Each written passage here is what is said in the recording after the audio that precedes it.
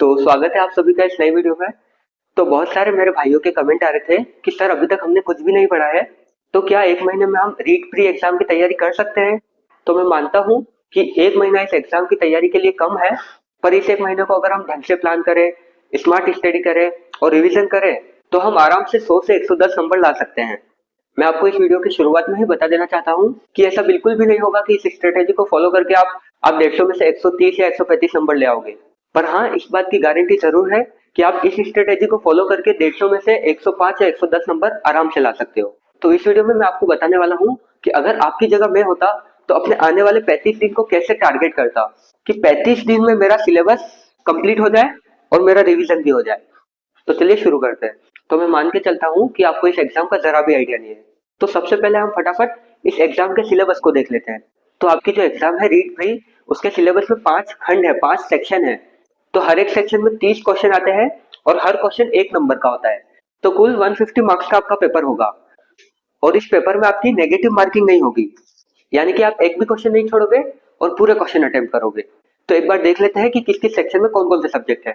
तो जो आपका सेक्शन एक है, खंड एक, उसमें आपको सीडीपी पूछा जाएगा, चाइल्ड डेवलपमेंट एंड पेडागोजी, जिसको शिक्षा मनोविज्ञान कहते हैं। खंड दो में आपको लैंग्वेज 1 चूज करनी होगी, खंड तीन में आपको लैंग्वेज 2 चूज करनी होगी, खंड चार में आपके पास मैथ्स होगी और खंड पांच में आपके पास ईवीएस होगी। तो बहुत सारे मेरे भाइयों को लैंग्वेज का डाउट रहता है, तो आप इन तीनों लैंग्वेज में से कोई सी भी लैंग्वेज ले सकते हो, क्योंकि ज्यादातर बच्चे इन्हीं 3 लैंग्वेजों को लेते हैं। तो मान लीजिए आपने लैंग्वेज 1 अगर हिंदी ले लिया, तो आपके पास लैंग्वेज 2 में 2 चॉइस बचती है, या तो आप इंग्लिश ले सकते हैं या संस्कृत ले सकते हैं। तो अगर आपकी संस्कृत अच्छी है तो आप लैंग्वेज 2 संस्कृत ले सकते हैं। पर जस्ट इन केस किसी को इंग्लिश बहुत अच्छी लगती है तो उसने इंग्लिश लैंग्वेज 1 ले ली, तो फिर लैंग्वेज 2 में उसके पास 2 ऑप्शन बचते हैं, या तो वो हिंदी ले सकता है या संस्कृत ले सकता है। ये आपकी पर्सनल चॉइस है। तो लैंग्वेज 2 में किसी ने हो सकता है संस्कृत ले ली, या ऐसा नहीं करके लैंग्वेज 1 किसी ने इंग्लिश ले ली तो लैंग्वेज 2 वो हिंदी ले सकता है। ये आपकी इच्छा है कि आप कौन सी लैंग्वेज लेते हैं, पर आप लैंग्वेज सोच समझ के चूज कीजिए, क्योंकि लैंग्वेज का बहुत ज्यादा असर पड़ता है कि आपके मार्क्स कितने आएंगे। तो अगर मैं मेरी बात करूं तो मैंने लैंग्वेज 1 हिंदी ली थी और लैंग्वेज 2 इंग्लिश ली थी, और ये सब्जेक्ट कॉम्बिनेशन लेने पर मेरे 127 नंबर आए थे। तो मैं आपको एक बात यही क्लियर कर देना चाहता हूँ कि ये नंबर मेरे 2 महीने तक 6 घंटे रेगुलरली पढ़ने के बाद आए हैं। तो आप इस भ्रम में ना रहे कि ये नंबर मैं एक महीने में पढ़ के लाया हूँ। तो अभी हमने वो सिलेबस देखा जैसा बोर्ड ने बताया था। तो अब हम डिस्कस कर लेते हैं कि हमको कैसे देखना चाहिए इस सिलेबस को।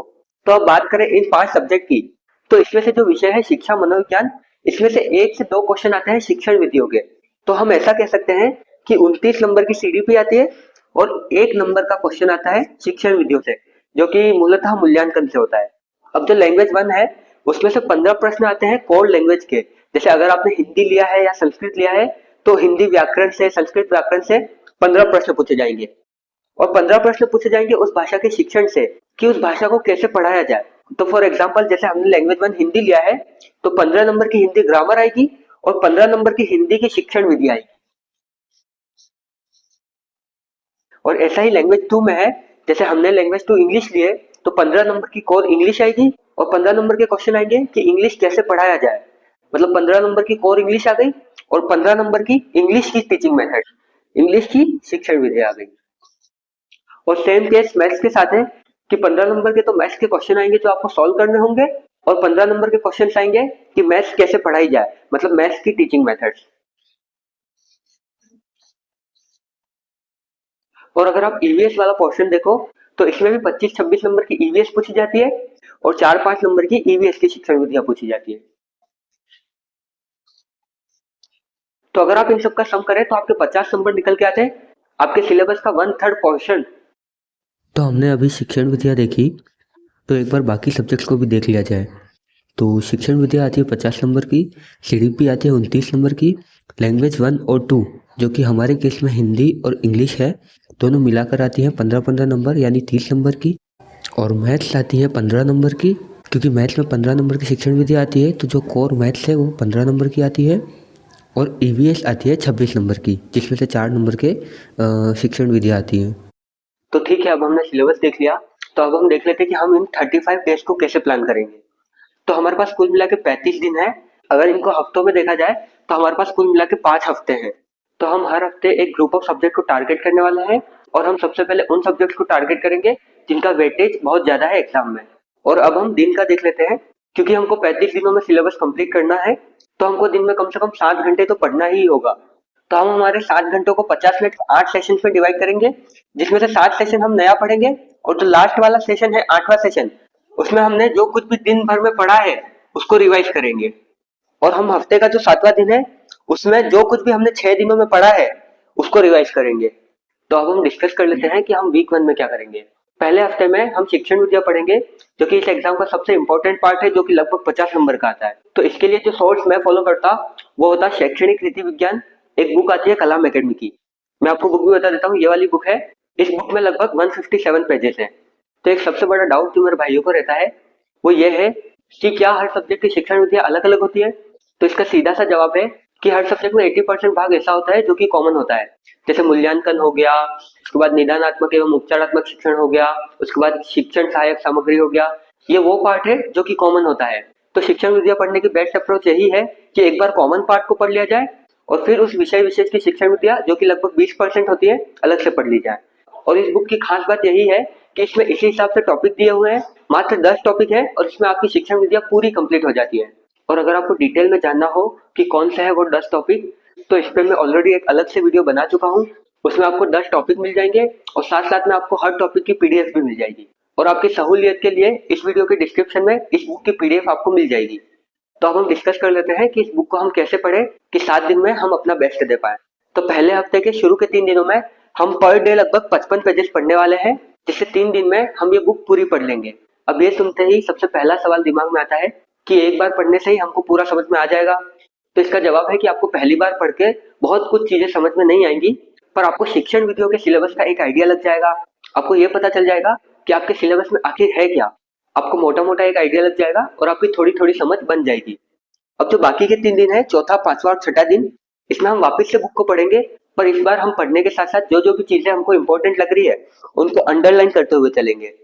और जैसा कि मैंने पहले बताया कि हर दिन हम जो भी पढ़ेंगे, दिन के लास्ट वाले घंटे में हमने दिन भर में जो कुछ भी पढ़ा उन चीजों को रिवाइज करेंगे। तो जैसे आपने चौथे दिन जो 55 पेज पढ़े उनको अंडरलाइन किया, तो चौथे दिन के लास्ट में आप जो जो भी चीजें आपने अंडरलाइन की है उनको रिवाइज करोगे। तो ऐसे 3 दिनों में आप वापस से इस बुक को एक बार पढ़ लोगे, और चूंकि आप पहले एक बार पढ़ चुके हो तो इस बार आपकी समझ भी अच्छी बनेगी और साथ साथ में आपके नोट्स भी रेडी हो गए हैं, क्योंकि आपने इंपॉर्टेंट चीजें अंडरलाइन की हैं। तो 6 दिनों में हर टॉपिक हमारी आंखों के सामने से 4 बार निकला है। तो 7वें दिन हमने जो कुछ भी इंपॉर्टेंट अंडरलाइन किया है उसको एक साथ पढ़ेंगे और रिवाइज करेंगे। तो इस तरह हम शिक्षण विधि को एक हफ्ते में टारगेट करने वाले हैं और हम एक्सपेक्ट करेंगे कि हमारे 50 में से 30 क्वेश्चन सही हो जाए। तो अब हम बात करते हैं दूसरे हफ्ते की। तो दूसरे हफ्ते में हम पढ़ने वाले हैं शिक्षा मनोविज्ञान, जो कि इस एग्जाम में 29 नंबर का आता है और शिक्षण विधियों के बाद सबसे ज्यादा वेटेज इसी का है। तो इसको हम पढ़ेंगे परीक्षा विशेषांक, जो कि विवेक पारिक सर ने लिखी है, अगेन कलाम एकेडमी से। तो इस वीडियो में मैं आपको जो भी बुक्स बताने वाला हूँ वो सारी कलाम पब्लिकेशन की है। पर मैं आपको ये बात क्लियर कर दूं कि कलाम एकेडमी से कोई भी मेरा निजी संबंध नहीं है, बस मैंने कलाम एकेडमी से पढ़कर सिलेक्शन लिया है और मुझे पर्सनली कलाम एकेडमी की बुक्स बहुत अच्छी लगती है। इसका ये मतलब बिल्कुल भी नहीं है कि दूसरे पब्लिकेशन अच्छे नहीं है। मैं पहले ही बता चुका हूँ कि बुक्स सारी अच्छी होती है, बस खूबी होती है तो पढ़ने वालों में। आप कैसे पढ़ते हो ये ज्यादा मैटर करता है, बजाय कि आप कहाँ से पढ़ते हो। तो वापस मुद्दे की बात पे आते हैं। तो परीक्षा विशेषांक है कलाम एकेडमी की, ये वाली बुक है जो कि विवेक पारिक सर ने लिखी है। तो अब हम डिस्कस कर लेते हैं कि हम इसको कैसे पढ़ेंगे। तो शिक्षण विद्या तो हमने डायरेक्ट बुक से पढ़कर समझ ली थी, पर शिक्षा मनोविज्ञान एक समझने वाला सब्जेक्ट है जिसमें आपको एक मेंटर की आवश्यकता होगी। तो उसके लिए मैं आपको डिस्क्रिप्शन में एक प्लेलिस्ट दे दूंगा, उसमें मात्र 24 वीडियोस में जो भी समझने वाले टॉपिक्स थे वो विवेक पारिक सर ने कंप्लीट कर दिए हैं, और जो टॉपिक्स उन वीडियोस में कवर नहीं है उनको हम डायरेक्ट बुक से ही पढ़ेंगे। तो शिक्षा मनोविज्ञान में लगभग 15 टॉपिक्स है, जिसमें से एनईपी 2020 और बाल कल्याणकारी योजनाएं, ये 2 टॉपिक्स इस साल नए जुड़े हैं। अगर आपको टॉपिक वाइज एनालिसिस देखना है तो उसके लिए मैंने अलग से एक वीडियो बना रखी है, जिसमें मैंने बताया है कि शिक्षा मनोविज्ञान को 7 दिन में कैसे कंप्लीट करें, और वो यही 7 दिन है। तो मैं आपको एक बात बता दूं कि बुक में आपको सिर्फ 13 टॉपिक्स मिलेंगे, बाकी के जो 2 नए टॉपिक्स जुड़े हैं उसकी पीडीएफ आपको इस वीडियो के डिस्क्रिप्शन में मिल जाएगी। तो अगर हम डिवाइस देखें तो हम सबसे पहले वीडियो लेक्चर्स देख के समझेंगे, उसके बाद बुक से रिवाइज करेंगे और इसके साथ साथ जो भी चीजें हमको इंपॉर्टेंट लगती है उसको अंडरलाइन करते चलेंगे। तो इस हिसाब से देखें तो हमको हर दिन 4 वीडियो लेक्चर्स और 35 पेज पढ़ने होंगे, और दिन के आखिर में हमने जो कुछ भी दिन भर में पढ़ा है, जो कुछ भी अंडरलाइन किया है, उसको रिवाइज करेंगे। तो ऐसे 6 दिन में आप शिक्षा मनोविज्ञान समझ भी लोगे, बुक से पढ़कर रिवाइज भी कर लोगे और साथ ही साथ आप इंपॉर्टेंट चीजें अंडरलाइन भी कर लोगे, जो कि एक हिसाब से आपके नोट्स हो जाएंगे। और 7वें दिन हमने जो कुछ भी इन 6 दिनों में पढ़ा, जो कुछ भी इंपॉर्टेंट अंडरलाइन किया, उसको रिवाइज करेंगे। और फिर भी टाइम बचे तो हम एक मैराथन भी देख लेंगे। तो इस प्रकार हम 7 दिनों में सीडीपी को कवर करेंगे और हम एक्सपेक्ट करेंगे कि हमारे 29 में से 20 क्वेश्चन सही हो जाए। तो अब हम आगे बढ़ते हैं तीसरे हफ्ते की तरफ, जिसमें हम 45 नंबर को टारगेट करने वाले हैं, जिसमें से 30 नंबर लैंग्वेज के हैं और 15 नंबर गणित के हैं। तो इस हफ्ते हम 2 दिन देने वाले हैं लैंग्वेज 1 को, 2 दिन देने वाले हैं लैंग्वेज 2 को और 3 दिन देने वाले हैं मैथ्स को। तो ये देखकर सबसे पहला सवाल आपके दिमाग में आया होगा कि 2 दिन एक सब्जेक्ट के लिए बहुत कम है। तो आप घबराइए बिल्कुल भी नहीं, क्योंकि मैं आपको आगे सोर्सेज बताने वाला हूँ। और इन सब्जेक्ट्स को इतना कम टाइम देने का एक रीजन ये भी है क्योंकि ये सब्जेक्ट हमने स्कूल में बहुत अच्छी तरीके से पढ़ी है। तो अब मैं आपको हर सब्जेक्ट का सोर्स बता देता हूँ। तो सोर्सेज के रूप में हमारे पास कलाम एकेडमी की ये बुकलेट्स होने वाली है। जैसे लैंग्वेज 1 हमने हिंदी ली है, तो ये हिंदी की बुकलेट है। और लैंग्वेज 2 हमने इंग्लिश ली है, तो ये इंग्लिश की बुकलेट है। और गणित के लिए ये वाली बुकलेट है।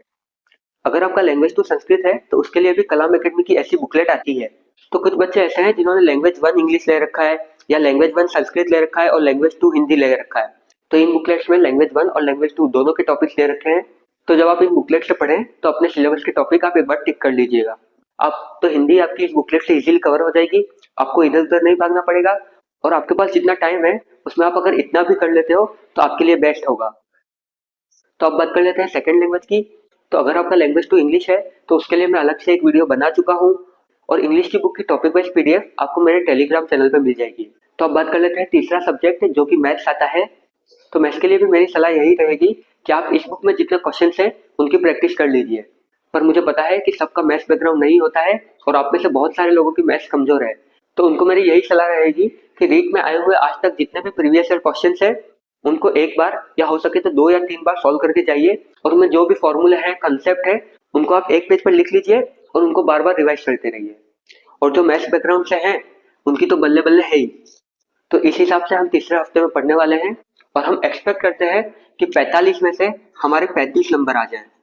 तो अब हम बात कर लेते हैं चौथे हफ्ते की। तो चौथे हफ्ते में हम ईवीएस पढ़ने वाले हैं, जो कि इस एग्जाम में 26 नंबर की आने वाली है। तो ईवीएस में सबसे पहला डाउट तो यही रहता है कि इसमें इस साल राजस्थान जीके भी जोड़ दिया गया है। तो मेरी आपसे यही सलाह रहेगी कि आप राजस्थान जीके का जो नया पोर्शन जुड़ा है वो आप छोड़ दीजिए, क्योंकि ईवीएस में पहले से ही इतना कुछ है कि अगर राजस्थान जीके से क्वेश्चन पूछा भी जाएगा तो 1 नंबर का पूछा जाएगा। और इसमें पहले से ही राजस्थान जीके के कुछ टॉपिक्स हैं, उनको तो आपको पढ़ के जाना है, पर जो नया जुड़ा है उनको आपको नहीं पढ़ना है। तो ईवीएस के लिए हम फॉलो करेंगे कलाम एकेडमी की पर्यावरण अध्ययन वाली बुकलेट। बुकलेट में लगभग 92 पेजेस हैं। तो इसको भी हम 6 दिनों में डिवाइड करके पढ़ने वाले हैं। तो इस हिसाब से कैलकुलेट किया जाए तो दिन के 15 पेजेस आते हैं, जो कि दिन के हिसाब से बहुत कम है। पर हम बुक में पढ़ने के साथ साथ इसको अंडरलाइन भी करेंगे और सेम डे ही चीजों को याद करते हुए चले जाएंगे। तो इस हिसाब से हम 6 दिनों में ईवीएस पूरी कंप्लीट कर लेंगे और याद भी कर लेंगे। प्लस जो हमने इंपॉर्टेंट चीजें अंडरलाइन की हैं तो वो हमारे नोट्स भी रेडी हो गए। तो अब जैसा कि हम हमेशा करते हैं कि 7वें दिन हमने जो कुछ भी इन 6 दिनों में पढ़ा है और अंडरलाइन किया है उसको रिवाइज करेंगे। तो इस हिसाब से हम चौथे हफ्ते को प्लान करने वाले हैं और हम एक्सपेक्ट करते हैं कि 26 में से हमको ईवीएस में 15 नंबर आ जाए। तो अब आपका सीधा सवाल होगा कि भाई अगर हम ऐसे पढ़ेंगे तो हमने जो फर्स्ट हफ्ते में शिक्षण विद्या पढ़ी थी वो तो हम 21 दिन बाद थोड़ी थोड़ी भूलने लगेंगे। तो आपकी बात बिल्कुल जायज है। पर हम 5वें हफ्ते को ऐसे प्लान करने वाले हैं कि आपने इन 4 हफ्तों में जो कुछ भी पढ़ा है वो सब कुछ आपका रिवाइज हो जाएगा और आपको पता चल जाएगा कि आप कहाँ पे हो। तो इस हफ्ते हम 7 दिन एक एक मॉक देने वाले हैं। तो मॉक टेस्ट आप कैसे दोगे? आप फोन में पीडीएफ खोलोगे क्वेश्चन की और ओएमआर शीट प्रिंट करवा लोगे। आप बकायदा टेबल कुर्सी पर बैठकर 2.5 घंटे का टाइमर लगाकर ऐसे मॉक दोगे जैसे आप एग्जाम में रियल पेपर दे रहे हो।